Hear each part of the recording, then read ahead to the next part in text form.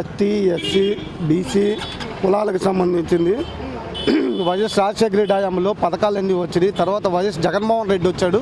దాని తర్వాత ప్రతి వాళ్ళకి 100కి 90 మందికి 4 నుంచి 5 పథకాలు వైఎస్ఆర్సీపీ పథకంలో పక్కాగా అందుతున్నాయి.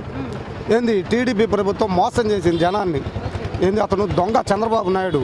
అతని తోడు ఇప్పుడు చంద్రబాబు నాయుడు ఒక పవన్ కళ్యాణ్ అనే వ్యక్తి కలిశాడు. వీళ్ళు ఏమీ లేదు, వాళ్ళకి 24 స్థానాలు ఇచ్చిన తర్వాత దాంట్లో ఇతను ఎన్ని గెలవగలగాలి అనే ఆలోచన అతని మనసుకు నమ్మకం లేదు. ఇంకొకటి 2024లో 110 నుంచి 125 వైఎస్ఆర్సీపీ పక్కాగా డంకా పలాస కొట్టుద్ది. ఎందుకంటే లేదు 110 నుంచి 125.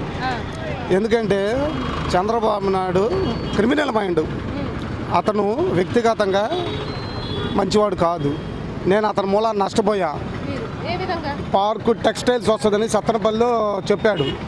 అక్కడ నేను స్థలం కొనుక్కున్నా 2009లో. చంద్రబాబు నాయుడు మూలాన్ని మేము నాశనం అయిపోయాం.